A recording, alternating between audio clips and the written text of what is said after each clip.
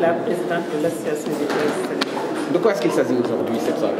Alors aujourd'hui, il s'agit d'un dîner-débat que la GIES a la tradition d'organiser. Également que nous faisons discuter par des experts dans le domaine. Mais c'est un thème qui a toujours trait aux droits des femmes, à la protection des droits, à la promotion des droits des femmes et des enfants. Et pour cette année, nous avons choisi la participation des femmes en politique au-delà de la représentation. Et comme vous le devinez, c'est un sujet d'actualité puisque c'est dans l'air du temps. Et deuxièmement, ça coïncide avec les 10 ans de la loi sur la parité. Et je pense qu'il y a une évaluation qui doit être faite normalement pour quand même voir quelles sont les avancées, quels sont les écueils que nous avons rencontrés et quelles doivent être les perspectives et la stratégie à adopter pour quand même que ça soit beaucoup plus efficient, la participation des femmes, qu'elle ne se résume plus, comme on a dit, à la simple représentation, la figuration doit quand même voilà. Ça veut dire que les femmes doivent quand même participer à la vie de la nation, doivent participer à la prise de décision dans la nation, puisqu'elles sont la moitié, et même un peu plus de la moitié de la population.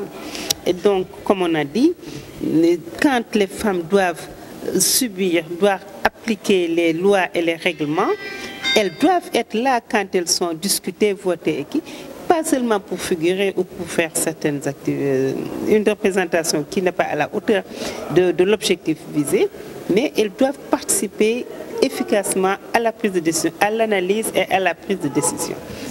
Influencer de façon notable les décisions qui sont prises, qui les concernent ou qui concernent carrément la nation. C'est un pas, vous savez, en matière politique et en matière sociale, on n'a jamais tout. C'est un pas qui est franchi, il faut poser un autre pas. C'est ça, il faut avancer dans les acquisitions. Pensons à la GIES que les femmes doivent aller de l'avant en matière de politique. Et pour ça, nous pensons que la formation elle est primordiale.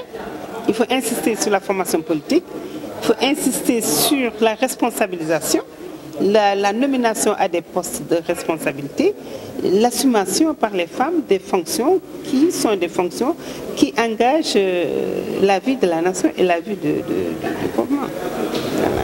Nous le faisons avec toutes les associations de défense des droits de la femme depuis quelque temps, et longtemps même, je dirais, parce que quand on conscientise les femmes, quel doit être leur rôle, quand on conscientise les femmes, comment elles doivent se comporter, quels sont leurs droits, quels sont leurs devoirs, je pense que l'objectif final, c'est ça, c'est assumer les fonctions électives et les fonctions nominatives, assumer la vie de la société, prendre des décisions qui influencent la vie de la société.